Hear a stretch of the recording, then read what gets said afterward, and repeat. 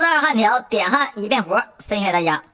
点焊的手法有很多种，今天呢给大家一一的说一下啊。第一种，中心落点啊，不做摆动，一点接着一点的往上点，这适合小焊缝啊，焊缝窄的可以。第二种呢，左侧落点往右带，右侧落点往左带，这样的手法呢适合较宽的焊缝，这它能降低熔池温度，省得漏啊。第三种就是左侧落点往右带，再回来。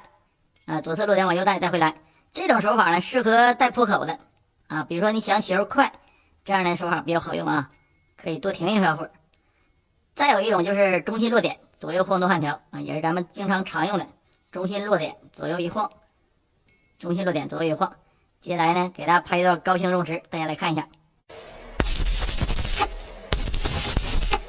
第一种就是中心落点不做摆动，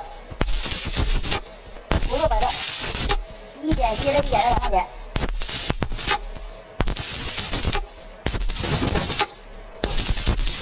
第二种就是左侧落点往右带，右侧落点往左带，左往右，右往左，左往右，右往左。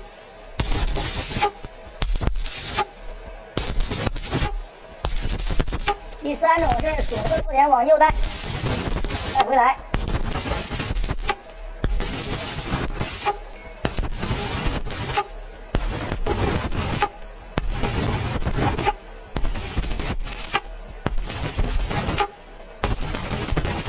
这样节奏比较快啊。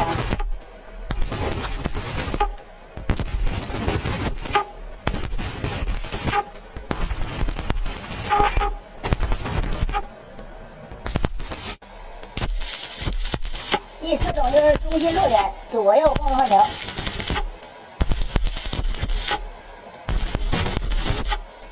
中心落点左右晃动焊条。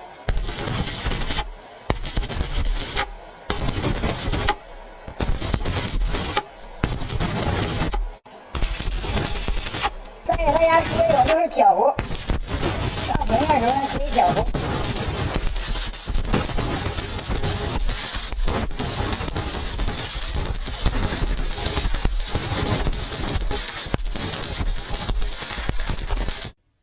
好，咱们敲开药皮呢，看什么效果。好，这是咱们焊好成型，然后喜欢的朋友双击关注。